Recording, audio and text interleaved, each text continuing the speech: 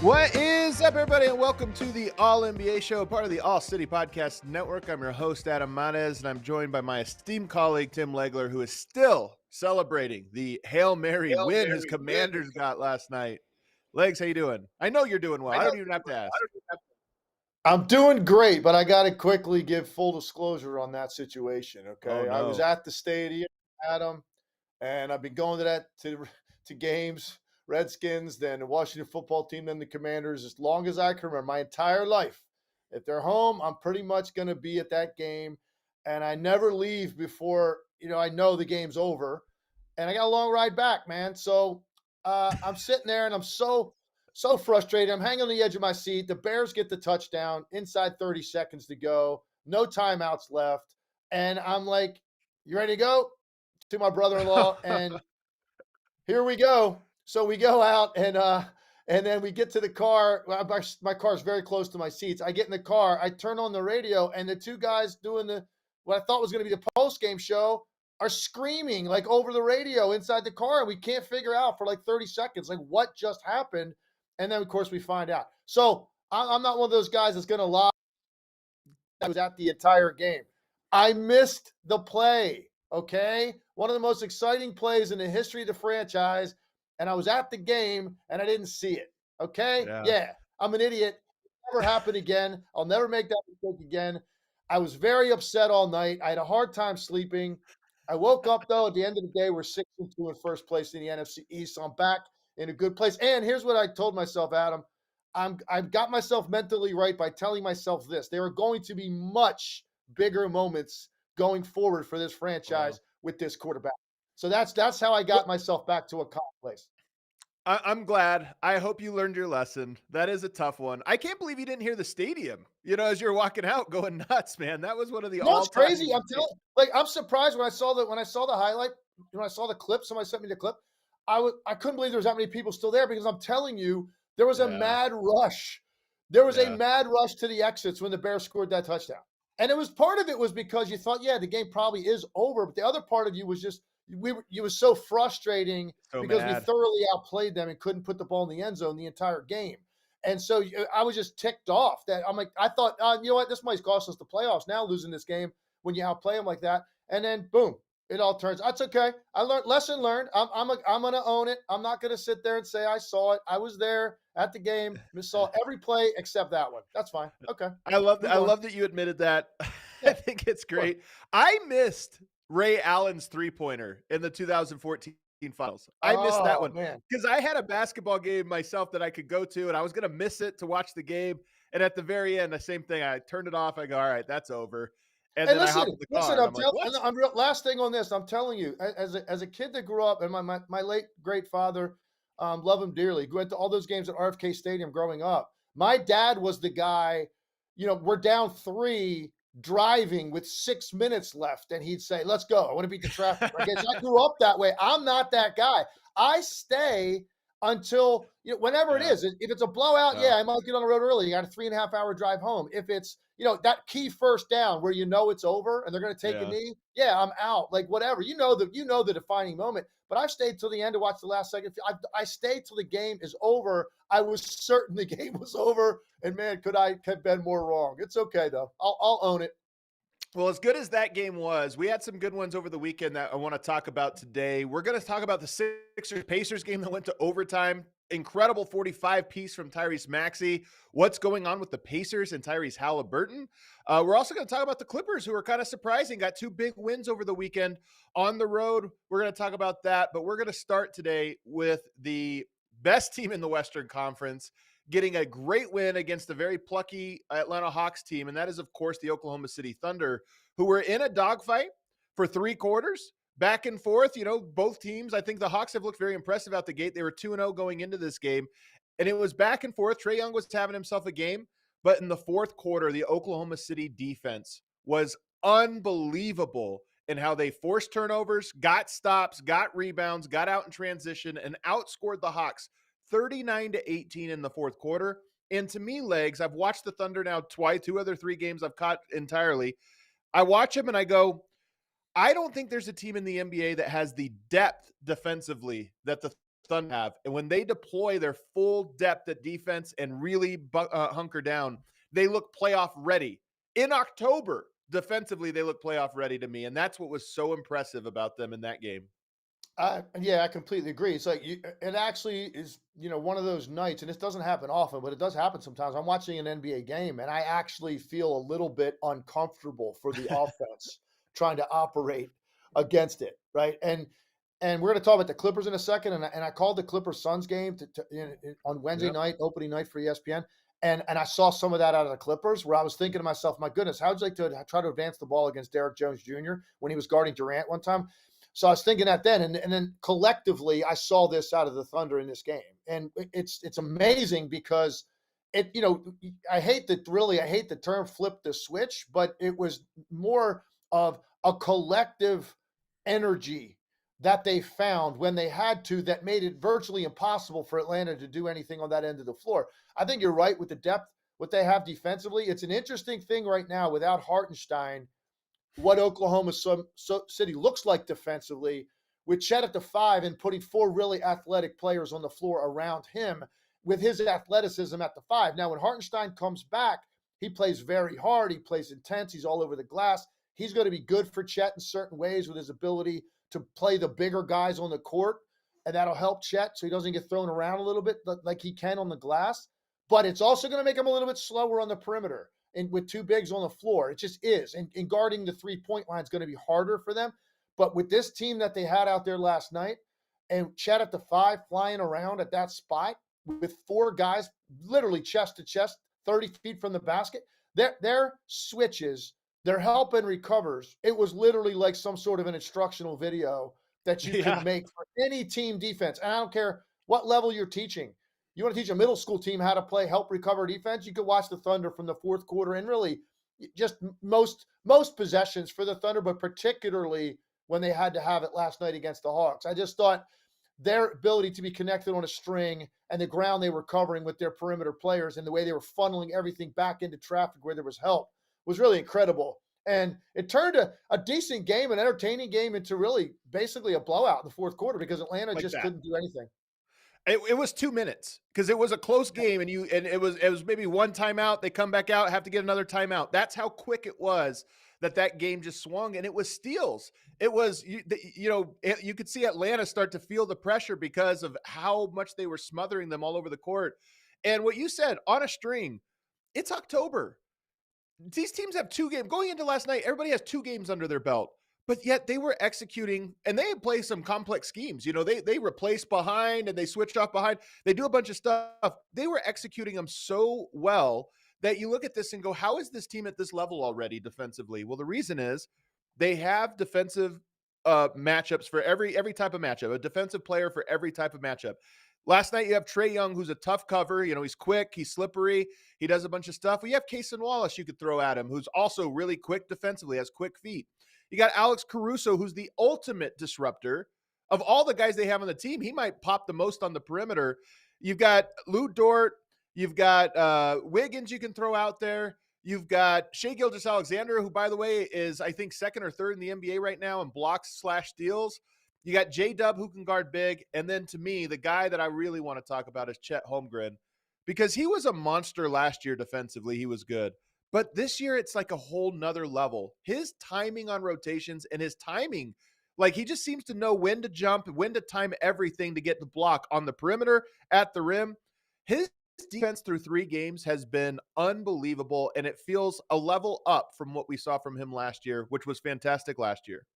Well, I mean, you saw it right out of the gate with Chet Holmgren too, and I think the first thing that opened my eyes to start the season was how different he looked on the offensive end of the floor. I agree. Because I agree. he had a really, he had a great year. Most years, Chet Holmgren wins Rookie of the Year, right? Right. Year he had last year, that's good enough in the vast majority of seasons in this league to win Rookie of the Year, particularly when you do that on a team that's got the best overall record in the Western Conference.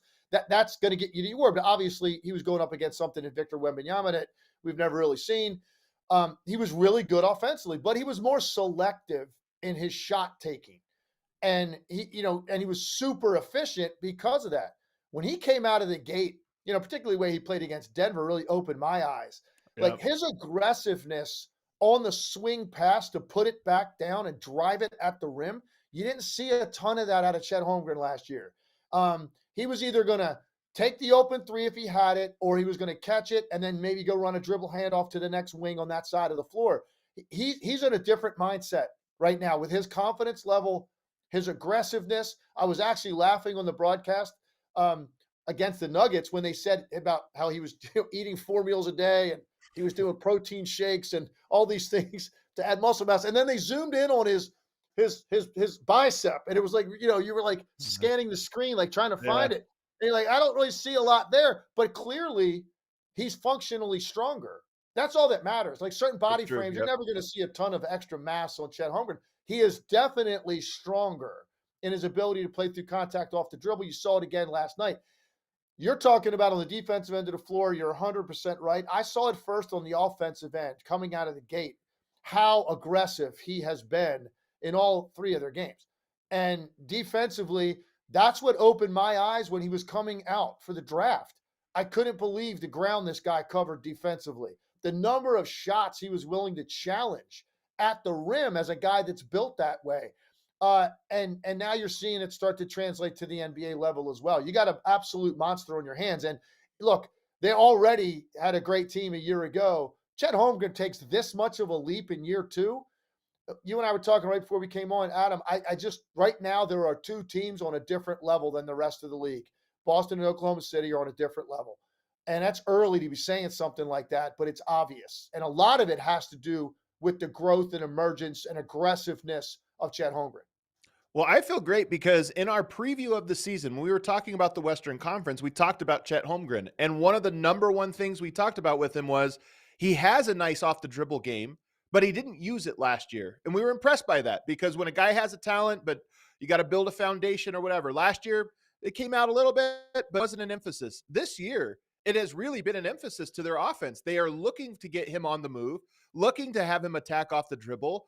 And with their 5-out spacing with him at the center, there's not a lot of centers that can guard him out there. And that's what you're talking about. That's really popped. I mean, the defense to me has also popped just because it's at a whole other, he's so locked in on that level. But offensively, they're using that as a weapon, not as a nice thing that happens in the flow of the offense, but hey, let's go to Chet off the dribble here and have him attack. And he's so good at it in year 2 that you look at that and just wonder what he can become. But to your point, that's my takeaway from the Thunder. They're playing the rookie AJ Mitchell right now just to develop him, just because they can get away with it. Because they're like, you know what? We're so comfortable in what we are that we have a developmental, like a college basketball program. We have a program where we're just working on the game right now, but also our pipeline of talent. And the fact that they can do that, and he's playing well because their system is great and they obviously coach extremely well. They're doing that while still delivering knockout punches to good teams. I'm so impressed with them, and I agree. There's 2 juggernauts. You said before we went live that you didn't think they were as good as Boston. I'm watching them, and I go, defensively, I think they're the best defensive team in the NBA that I've watched so far, the best defensive team. And they're so deep that I go, I'll put them in Boston's category right now. It's early, but I look at that and I go, that's a winning formula. That much defense is a winning formula when you have offensive players like Shai, J-Dub, and Chet.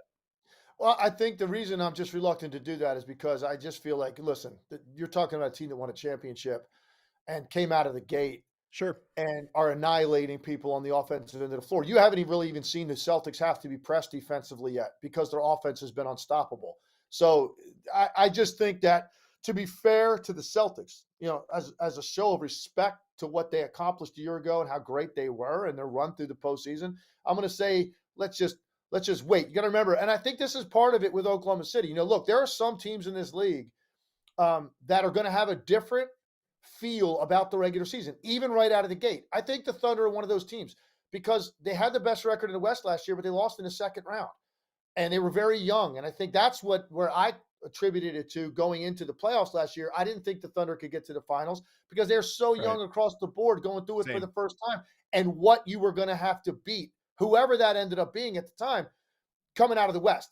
And I didn't necessarily know how that was going to play out. I didn't think they were quite ready. They look a lot closer to that now as being a team that can get to the finals and compete for a championship. They're a team that I think is going to have their foot on the gas because you've got to challenge yourself every night. They're so good and so deep defensively, to your point. I think, Adam, they're going to win a ton of games without overextending themselves at all. They're Yeah. just going to win games as a byproduct of the way they play and how hard they play and how kind of tied in they are together on both ends without really having to play guys a ton of minutes to like win a game. They're just going to win games organically by showing up and playing. They're that good and that deep. And I think it's important to them to do that. Like some teams, you go through, like the Bucks are a great example of this. They had the number one seed in the league 2 years in a row. They lost in the playoffs 2 years in a row. They got hurt in the playoffs 2 years in a row, and they Yeah. lose. Then to the Toronto Raptors and the Miami Heat. What happens in year 3 of that run with Giannis? You know what? They didn't care as much about the regular season. They only cared about, hey, let's be right when the playoffs get here. They win a championship. I think a team like Denver, man, that's been through it year after year after year, we're not going to scrutinize them as much nightly in the regular season. Like, okay, veteran team, they already won a championship. They're more concerned about the second half of the year. As long as they're right, they're going to be in the mix. I think the Thunder are different, man. They're a young team, young legs. They're going to be out every night, like trying to set the tone for their standard. And as a result, they are going to win a ton of games. And they can, because their legs are young enough. We're not going to worry about fatigue with this team. We're going to talk about that a lot with other teams, not the Thunder. So who knows what their win total might end up being. They can beat you offensively. They can beat you defensively. They can beat you in close games because they've got an incredible isolation go-to player. They can beat you with coaching. They can beat you so many different ways, and they're fun to watch, man. They're just really good for the league right now, and they have come out of the summer. They look very motivated to not only have the number one seed again, Adam, but this time do something with it once they get there. Well, the last thing about them is, they have what Dallas had last year, which is the ability to run pick and roll with two players that are on the court. They'll run guard to guard pick and rolls to get Shai a favorable matchup because he's such a great offensive player that there's a lot of even guards or wings that you don't want switched out on him, so they can run guard to guard action. But what really impresses me about them is how they set their screens flat. Almost no matter if it's Chet or if it's Isaiah Joe setting the screen, they don't just come at it at an angle. And the reason I noticed this was Michael Malone, when they played on opening night, they said, Shai is the best in the league at rejecting the screen, and you can't let him do that. And I think, okay, that's not hard. That's a scouting report. Don't let him adjust. But the way they set the screen is not from the side. It's almost right underneath. And then they'll just turn one way. At the last second, they'll just turn. So as a big, you don't know, am I dropping right? Am I going left? As an on-ball guard, do I force him this way or that way? It makes things so hard, and they run it over and over and over again, and they get bigs jumping the wrong way. They get guards forcing the wrong way nonstop, and it puts teams in rotation. And that, to me, you see it around the league, but the Thunder run it the best to me, and I'm just curious what you think of that action and how a team is supposed to adjust to those flat screens. I think that's a great point. It's really good. Very intuitive picking that up because it's by design. And the reason is because Shai Gilgeous-Alexander is the primary operator of those ball screens. And Shai, he wants to get to a different area of the floor than a lot of guards that are running ball screen in this league. A lot of guys are running that typical, shoulders are parallel to the sideline type ball screen because they're looking to pull a three. A lot of guys that play that Right. spot. Shai's not. He'll take it, but that's not what he wants to do. He wants to get you into his torture chamber, which is between the elbows and the top of the key. I've never seen a guard operate more effectively in a one-on-one situation in the area of the floor that Shai Gilgeous-Alexander does without having to pass the ball. The ability for him to come off those screens and take you into that area of the floor, to do that, a flatter screen makes it more effective because if the screen is more squared to the sideline, guards are going to go under it all the time and meet him on the other side. And Shai can stop and shoot that shot from deep. He doesn't want to do that.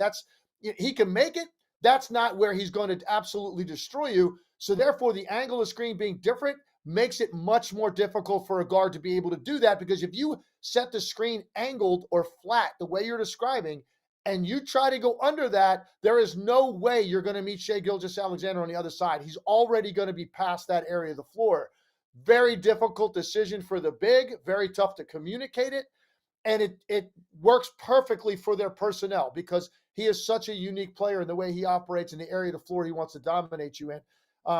They're fun. I saw somebody, in the comments say they're overrated. I don't think they're overrated at all. I'm sorry.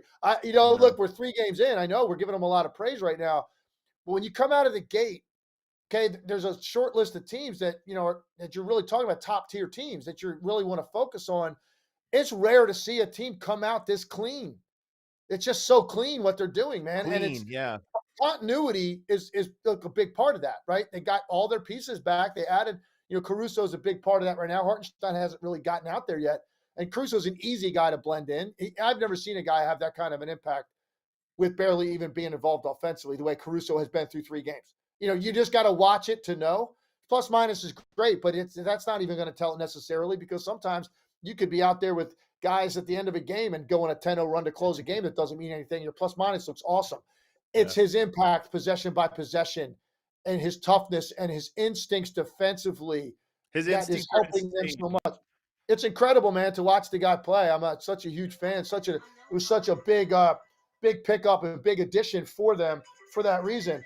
But they're Yeah. not overrated. Okay, this is a team that came out of the gate so much ahead of the game compared to where other teams are for the most part in this league. They're finely tuned, and we're 3 games in. It's kind of scary what their ultimate ceiling is going to be this year. Caruso is their middle linebacker. Sometimes you use Yep. him to blitz. Sometimes you use him to drop back in coverage. Sometimes you use him to stop the run. Like, he does everything. He'll full court press. He'll play the low man if he has to. He just does everything, and he does it at 100% speed. And to your point, continuity is king. But there's one piece that is new. You wouldn't know it if you just watched him and said, "Who's the new Yeah. guy on this roster?" You'd never guess it was Caruso. I want to do 2 minutes here on the Hawks, because I was actually really impressed. Look, everyone's going to get beat down by the Thunder this year. When I said they're in the tier of the Celtics, what I meant is Celtics, to me, I think, are going to run away with the 1 seed in the East. The Thunder are going to run away with the 1 seed in the West. It's just, that's what it looks like through 1 week, and it looks sustainable. So the Hawks get blown out, but it was a good and interesting performance from them. TraewYoung is doing TraewYoung things, but this roster around him, to me, really seems to fit.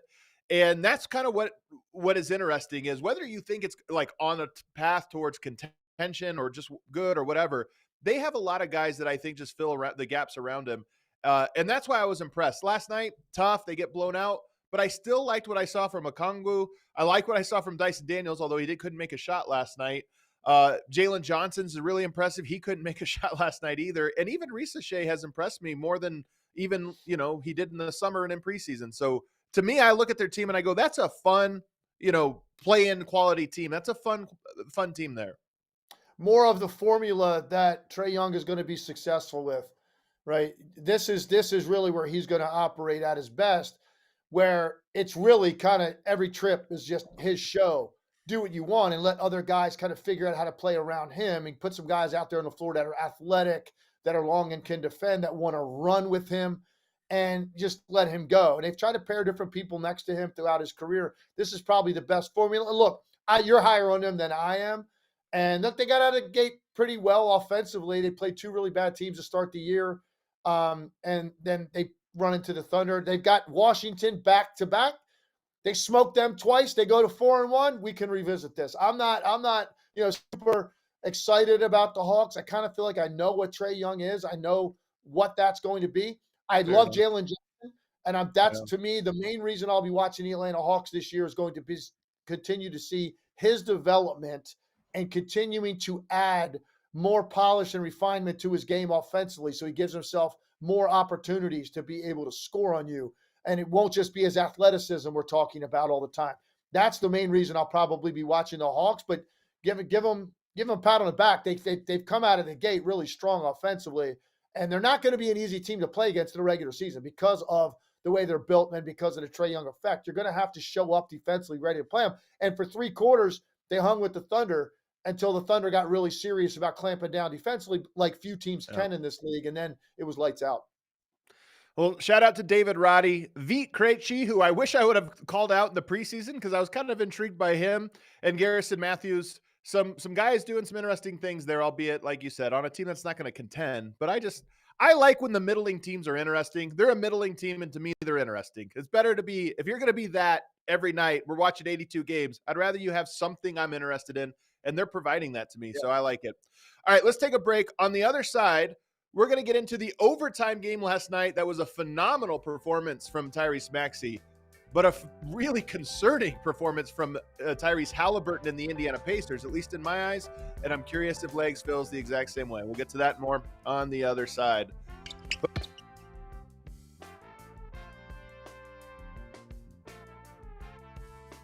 Best way to search for a candidate isn't to search at all. Don't search, match with Indeed. If you need to hire, you need Indeed. Indeed is your matching and hiring platform with over 350 million global visitors monthly, according to Indeed data, and a matching engine that helps you find quality candidates fast. So ditch the busy work. Use Indeed for scheduling, screening, messaging, so you can connect with candidates faster. We've all had that experience where we're trying to hire someone. You get 300 applications, 290 of them are automatic. You sort through them and you go, that's not the person for me. Well, what Indeed does is you can set parameters. You can, explain the type of candidate you're looking for, put it out there, and they will do the busy work for you. They will sort through it so that you are getting the best candidates that fit the qualifications you're looking for. So if you own a small business or even a large business and you're looking to make a hire, you need Indeed. And listeners of the show will get a $75 sponsored job credit to get your job more visibility at Indeed.com/allcity. Just go to Indeed.com/ALLCITY right now and support our show by saying you heard about Indeed from this very podcast. Always telling our sponsors that you heard about them from us helps us out a lot. So go to Indeed.com/allcity. Terms and conditions apply. Need to hire? You need Indeed. Also want to tell you about the Game Time app. It's basketball season, it's football season, college football season, whatever it is you're looking to buy tickets for, hop on the Game Time app so you can get the lowest price guaranteed. Game Time takes the guesswork out of buying NBA tickets. It's really nice when you can hop on the day of a game and see what tickets are available and know that you're getting the lowest price. And they have that all-in pricing feature right there on the front that makes it so easy to use, because you know when you get to checkout, you're not going to have these hidden fees, these taxes, and all these different things.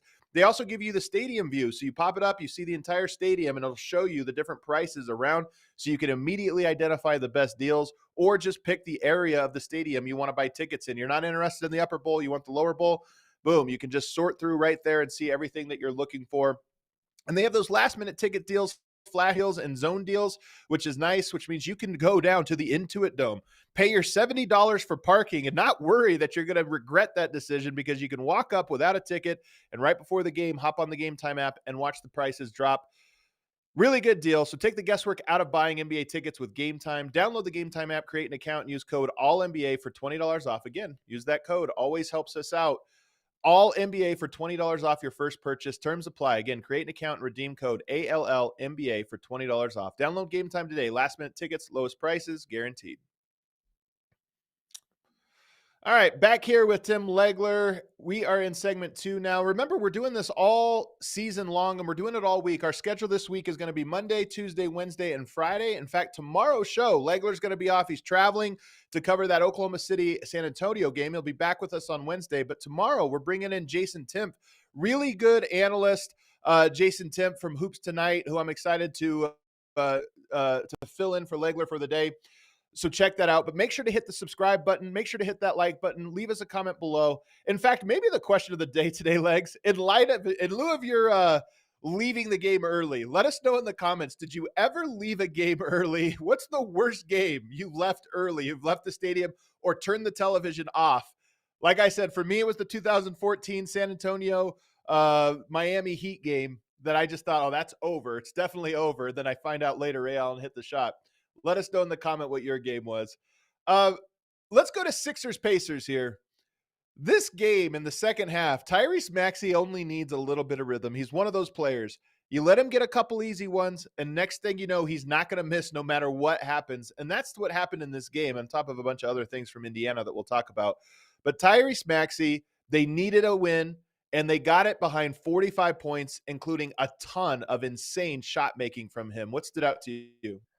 Well, I think, look, first of all, he's just incredible to watch, incredibly fun. It's amazing to see him be able to operate the way he, particularly when you know what their option, basically 1, 2, and 3 is every trip. It's Tyrese Maxey, and you're still not able to contain him, get the ball out of his hands, blitz him. You're not able to do anything to slow him down, and it's really a testament to what speed can do, and being able to escape whatever your game plan was going in, Tyrese Maxey has the speed and enough of a handle that he can get where he wants to anyway, and then the shooting range on top of it. So if he does get any space on the perimeter, and right now, I mean, he's got the greenest of green lights playing without Embiid and Paul George.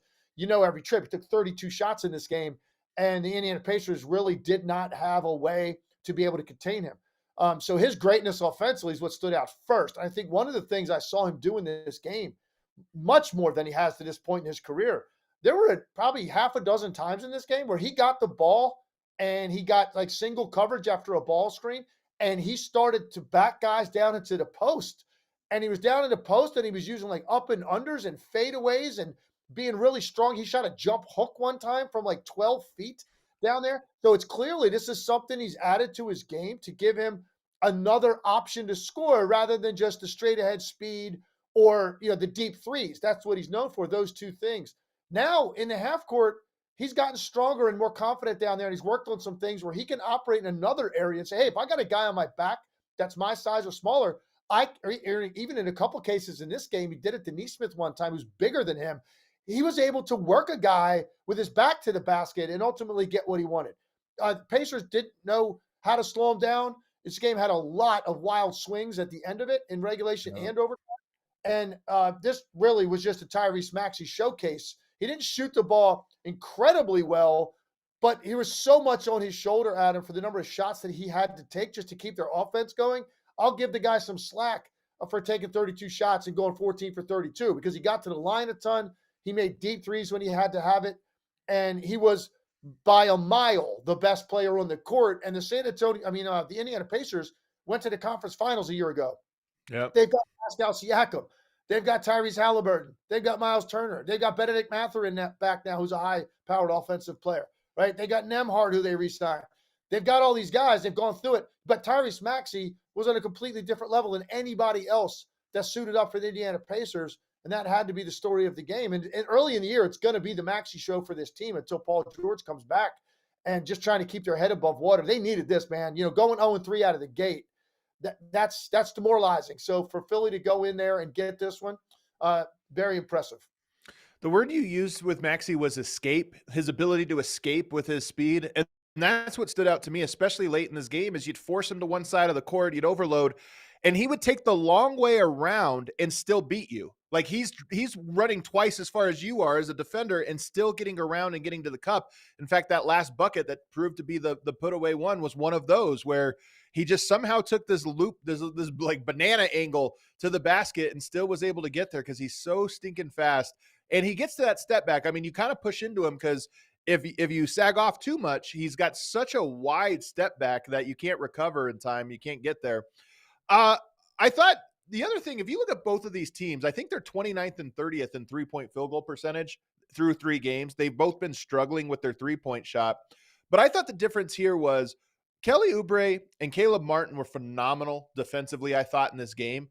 Indiana had such a hard time entering the ball to Siakam on multiple occasions. And part of their strategy is you get Siakam switched onto a guard, like throw it in there. Now we're collapsing things. They couldn't do that. And I thought a lot of that had to do with the length and ball pressure of Oubre and Martin. I thought they were great in this game. And I think you watch the Sixers right now, this isn't the real team, but you start to wonder, what do they look like when the pieces are there? I just think both of those guys are such good defensive pieces around your core scoring guys because of their defensive intensity and their ability to kind of just make things hard for you with their length and their effort. That stood out to me in this game quite a bit. No, that's so true. And that's why they put this thing together, you bring in Paul George, you bring in Caleb Martin, and basically an entire new team around Embiid and Maxey, really. But those guys in particular, and then you re-signed Oubre, which was important. Like you've got some versatility in the things you can do defensively with the length and quickness, lateral quickness, that you can do a lot of different things now with this team defensively. The other, you saw it again last night, and I know that he's got some issues maybe defending ball screens with Andre Drummond, but what an enormous addition to their team, particularly now starting the year out without Embiid. And I think there's still a lot of uncertainty, honestly, around how much we are going to see Embiid this year and what their plan is going to be with him to try to preserve him the best they can for a 2-month run, not one round or a round and a half or half a round or whatever he typically gives you in the postseason, but a 2-month run. That's what they're looking for. So to get Drummond, who had 17 rebounds in this game, and Andre Drummond can get 17 rebounds if you play him 15 minutes. You can get him if you play So 30. true. Every ball that came off the glass, Andre Drummond was on the floor. He got. Yeah. And the limitation for offensive rebounding for the Pacers, a team that plays with great pace, take a lot of quick, deep shots. There's a lot of offensive rebounds to be had for the Indiana Pacers. They had 7. The Sixers had 20. On a night when they didn't really shoot it well, Maxey, had bursts, but overall didn't shoot well. The two guys you just mentioned, Oubre and Martin, didn't shoot the ball well at all. They had 20 offensive rebounds to give them a chance, while Indiana was limited to 7. That's the Andre Drummond effect. So Maxey had some help defensively with the wings you talked about, with Drummond and what he did in the middle and controlling the glass on both ends of the floor. And then you just put the ball in the hands of your best player with this wild array of shot making that he has. They're jumping off the wrong foot, going 100 miles an hour and getting something soft up off the glass. I don't know how he's been doing it his entire career. He's really just so fun the way he plays. And his shot making is so unorthodox at times. And they're going to ride it as much as they can. It's going to be Tyrese Maxey. And unfortunately, he's got the energy to do it because he's expending a lot of it right now. And they're gonna have to ride that all they can to try to get some wins here early in the season while they wait for some help offensively to come back. Your point on rebounding is really important here, because there was 5 or 6 things. The Pacers had no shorter than 20 chances to win this game. We'll talk about them here in a second, because they had so many opportunities, including an insane foul by Caleb Martin at the end of the game when they were up 2. He intentionally fouls, but we'll talk about that here in a second. The rebounding was huge. Drummond, he grabbed 5 offensive rebounds, but he created 15. And the reason was because he anchors. You have to put sometimes 2 bodies on him. He's so big compared to all the other guys Indiana had. A lot of long rebounds, and that's where the Caleb Martin, the Kelly Oubre, these guys were just flying around and scrambling and grabbing those second chance points that proved to be a backbreaker. So I agree with you. That part of it was huge. I am curious how that's going to translate when Embiid is back, how much he's going to have that opportunity. But here's my point, my last point on the Sixers, and it was my point last year, and it's even more my point this year. Tyrese Maxey is good enough that I think the Sixers should learn how to play through him. It doesn't mean you don't also learn how to play through Embiid. He's better. He's more dominant. But I think that one thing that happened to the Sixers last year was they played through Embiid and rode through Embiid too often because he was so dominant and you could. But the playoffs are all about versatility, and teams are going to overload on Embiid. They're going to have better matchups for Embiid. They're going to have different things. And I think we know what Embiid can do. Maxey presents a completely new challenge, and I think the whole year should be Embiid and the Sixers' focus on how do we use Embiid to maximize Maxey, not the other way around. How do we learn to maximize him? Because in the playoffs, you're going to need both. You're going to need to be able to go both directions. And that's one thing I just don't think the Sixers have done in the Maxey era, and it's going to be the difference between whether I believe in them or not come playoff time. I think there's a lot of people in Philadelphia that feel exactly how you feel, just because of the track record with Embiid. And now you've got this guy in Maxey where you feel like it's a little bit more consistent what you get every night, what you get in the postseason. I mean, he had some incredible moments a year ago in the postseason. He's built for the moment. He's not affected by it. I think the pressure of playing in Philly in the playoffs is a real thing. I think it's something Paul George is going to find out firsthand when they get to the playoffs and what that feels like when you're in a tight series in the early rounds of the Eastern Conference playoffs, and what that feels like to play at home. Shot making, and ask Tobias Harris what that feels like.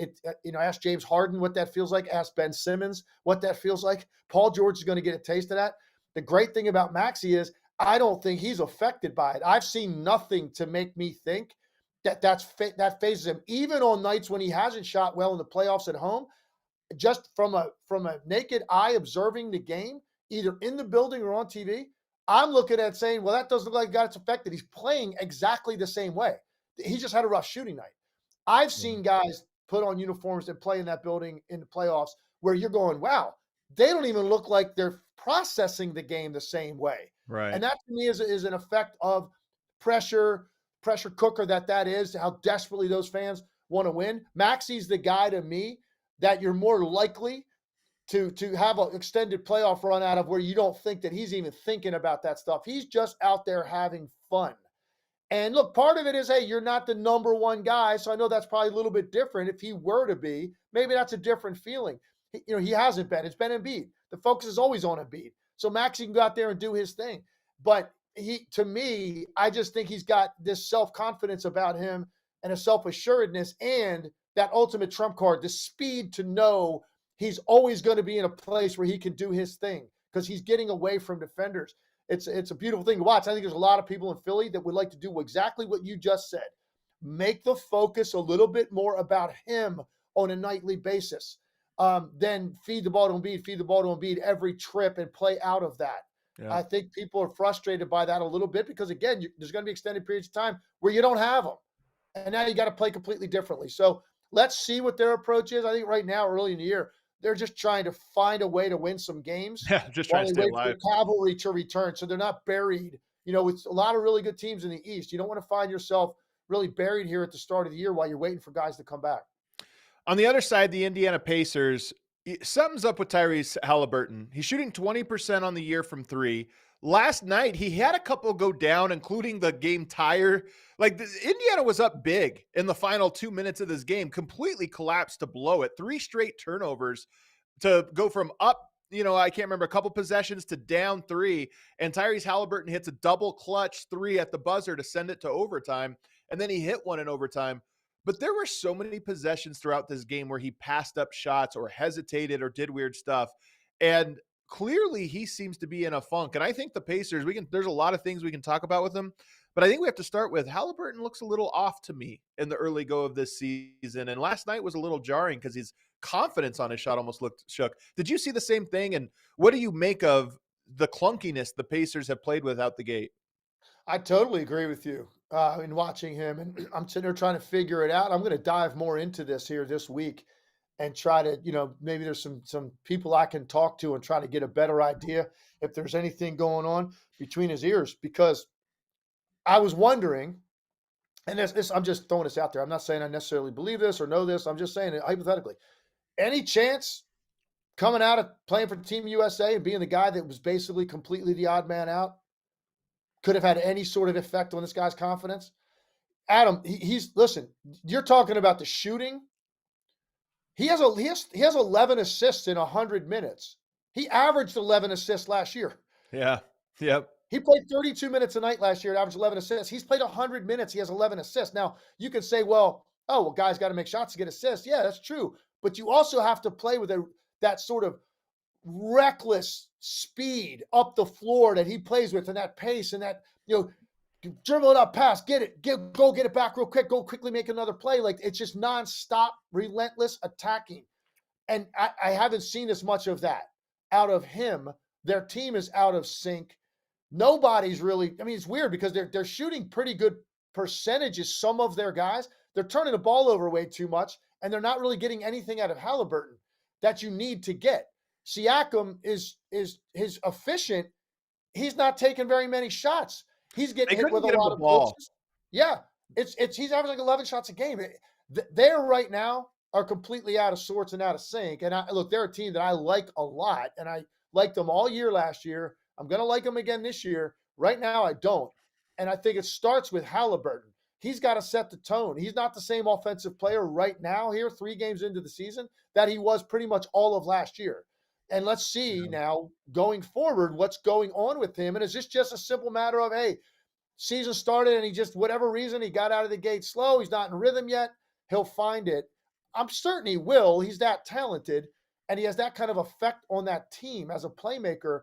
But so far, early in the year, he hasn't affected them as a scorer or a playmaker. And we're 3 games in, small sample size. Let's see what's going on. But it crossed my mind in watching the game last night. You go into Team USA, you feel great, I'm included, and then you don't play at all. I can't imagine. I have a hard time with that. I'm just saying, man, I don't know. Yeah, it could be. Well, look, he's going to turn this around. He's too talented. But the reason they're struggling right now out of the gate primarily is because of the way he is playing. And as a result, their offense has not gotten humming the way that it was a year ago. And I thought they were probably in the top 5 in the league in terms of hardest teams to prepare for and defend because of the space and the number of guys they had on the floor that could dribble, drive, kick, and shoot. Yeah. Haliburton, I mean, just 2 assists last night. To me, I think it's the 3-point. Right now, he passed up so many open shots, and I think for good reason. Some of his shots were way off. Like some of the ones he took Yeah. weren't little misses. They were misses that were like, ugh. And he shot 4 of 9. He made 2 in the final 5 minutes and 2 seconds of the game because he hit that buzzer beater and had one in overtime. But to me, the shot needs the confidence and the rhythm to open everything else up. I also think the Pacers are a team, and this is weird to say of a team that made the conference finals and brought everyone back, but they're a team that I don't think quite knows who they are just yet. And you have Nemhard, who last night, same thing. He had his assists, but he missed some easy shots. I thought when they allowed him, they kind of ran him off the line and forced him into the mid range. He missed a couple floaters and a couple mid rangers that Pacers really needed to put the game away. But you have Mathurin, who I thought was terrible last night. He's been good, but he was terrible last night.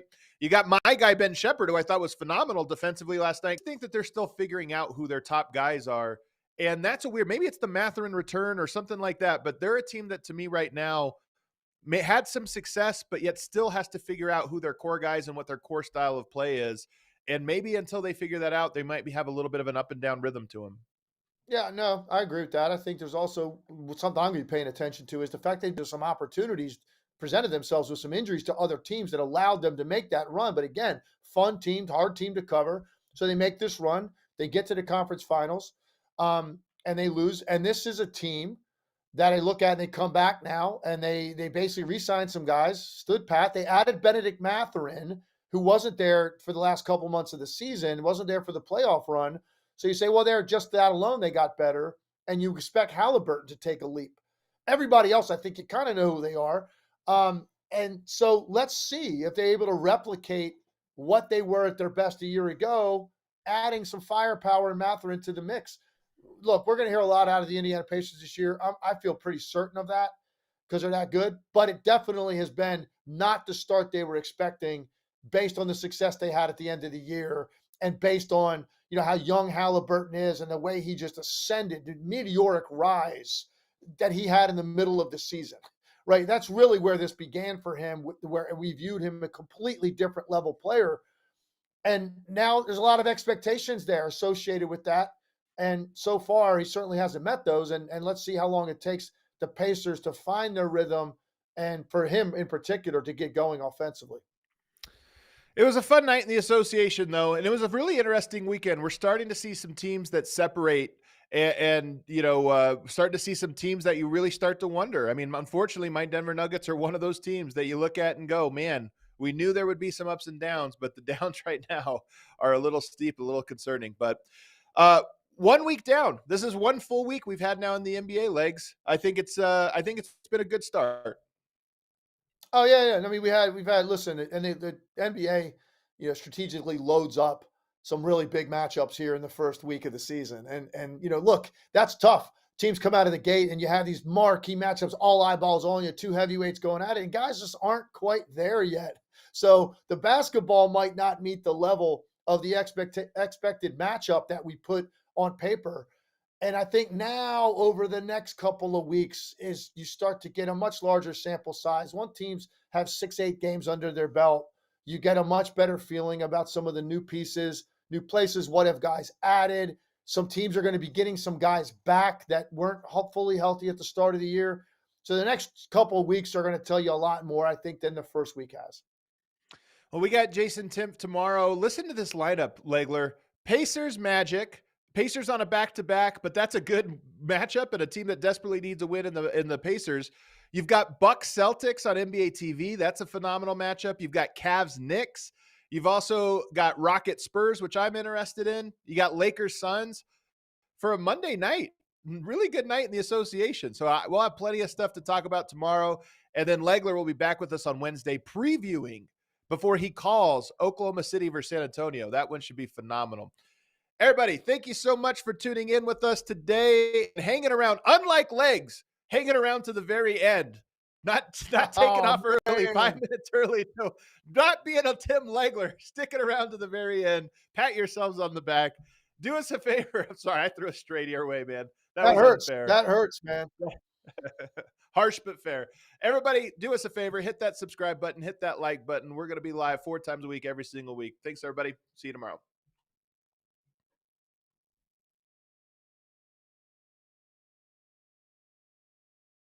Ah, shit. Missed the super chat.